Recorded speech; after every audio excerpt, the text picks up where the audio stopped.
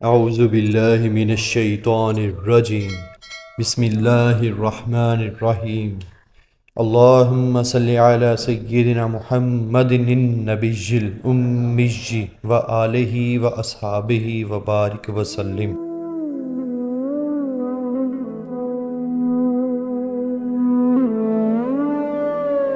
حضرات، دنیا کا سیدھا سادہ قاعدہ ہے کہ وہ شخص کامیاب ہے جسے اس کا محبوب مل گیا۔ اس کی خوشی کی انتہا کا اندازہ کوئی اور نہیں لگا سکتا۔ وہ محبوب اس کے لیے دنیا کی ہر چیز، ہر نعمت سے زیادہ قیمتی ہے۔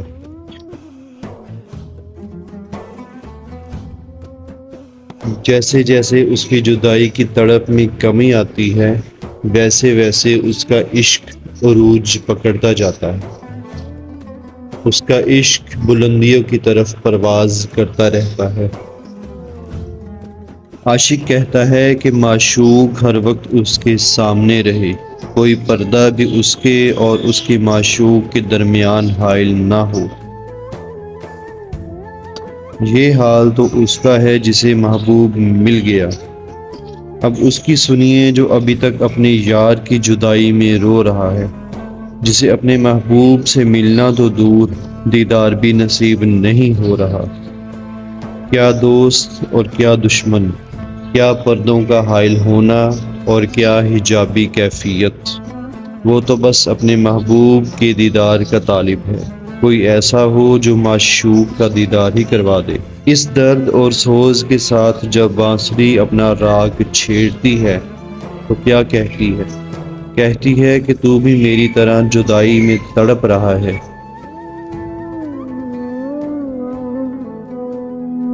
تیرا درد بھی میرے درد کی طرح ہے۔ میرے اور محبوب حقیقی کے درمیان بھی پردے حائل ہیں۔ میں بھی دیدار الہی سے محروم ہوں، اپنے معشوق کی دیدار لذت سے دور ہوں۔ آؤ ہم دونوں بیٹھ کر اپنی جدائی کا راگ الاپتے ہیں، ایک دوسرے کا دکھ سنتے ہیں۔ شاید اس سے ہماری آہ و پکار ہمارے معشوق تک پہنچ جائے اور وہ دیدار نصیب کروا دے۔ شاید ان سروں سے ہمارے دل کے پردے ہٹ جائیں اور لذت دیدار سے بہرہ ہو سکیں۔ بانسری اور اس درد آشنا کے درمیان ہوئے مکالمے کو حضرت رومی اس طرح بیان کرتے ہیں کہ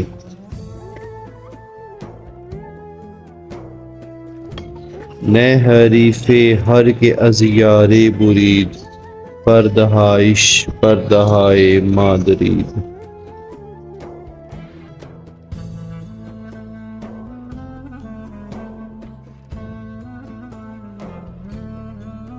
نئے حریف ہر کے ازیار برید، پردہائش پردہائے مادرید۔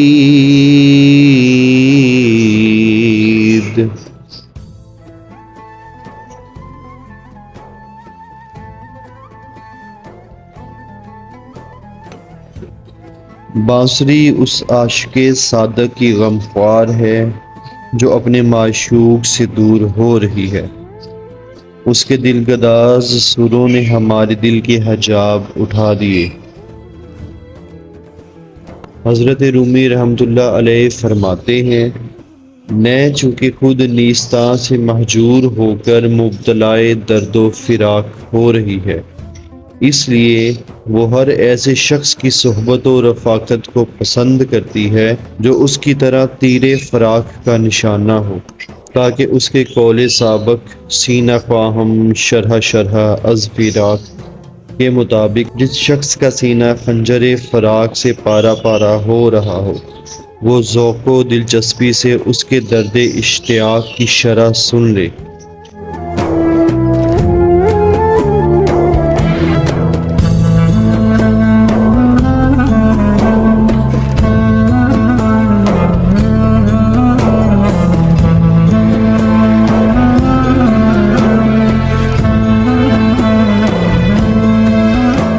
اسی طرح دوسرے مصرعے میں حضرت فرماتے ہیں کہ چونکہ ہم بھی گرفتار فراق ہونے کے باعث ان سامعین میں سے ہیں جن کی صحبت نئے کو پسند ہے، اس لیے اس کے سر ہم پر خاص اثر کرتے ہیں، اور انہوں نے ہمارے دل سے وہ حجاب اٹھا دیے جو یاد محبوب سے مانے تھے۔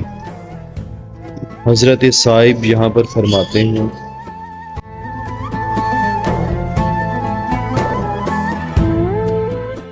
غوطہ در گل داد بود اندیشہ دنیا مرا، نالائے نہ شد دلیل عالم بالا مرا۔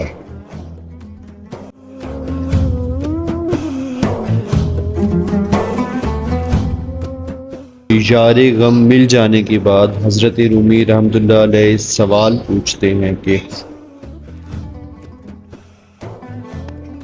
کیا کبھی ایسا ہوا ہے کہ انسان کے ایک ہاتھ میں زہر پکڑا ہو اور دوسرے ہاتھ میں اس زہر کا علاج بھی موجود ہو؟ ایک ہاتھ سے وہ زہر پی رہا ہو اور دوسرے ہاتھ سے اس کا تریاک، اس کا علاج، اس کے علاج کی دوا بھی پی رہا ہو؟ عام طور پر ایسا نہیں ہوتا، مگر بانسری ہے جو زہر پی بھی رہی ہے اور اس کا علاج بھی کر رہی ہے۔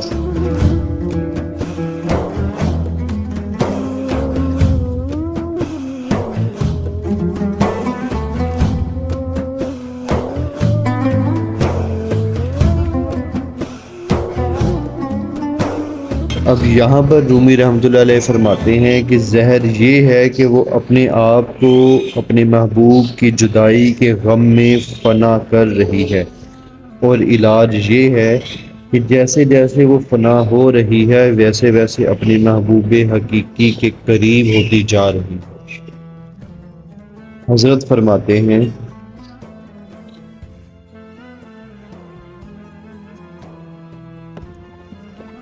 ہم چنے زہری و تریاکی کے دید، ہم چنے دمساز و مشتاقی کے دید۔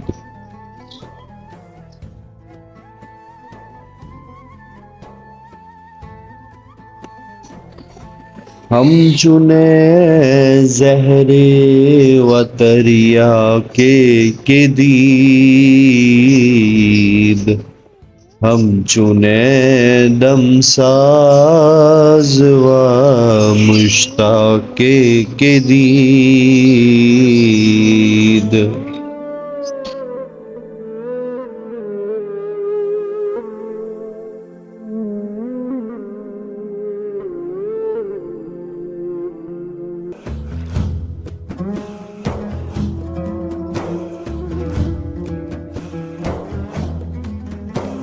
نئے کاسا زہر و تریاک کس نے دیکھا ہے؟ نئے کاسا رفیق و مشتاق کس نے دیکھا ہے؟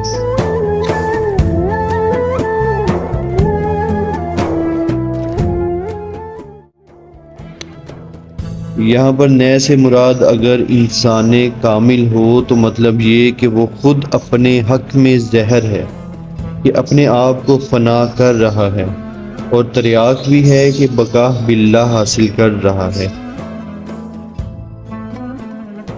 اور اگر ظاہری نئے مراد ہو تو یہ معنی ہوں گے کہ اس کا پر تاثیر نالہ و فغان سامعین کو ترک لذات اور طلب کمال پر آمادہ کرتا ہے، حتیٰ کہ ترک لذات سے وہ جسم پر زہر کا کام کرتی ہے، اور طلب کمال سے ان کی روح پر تریاک کا سا اثر ہوتا ہے۔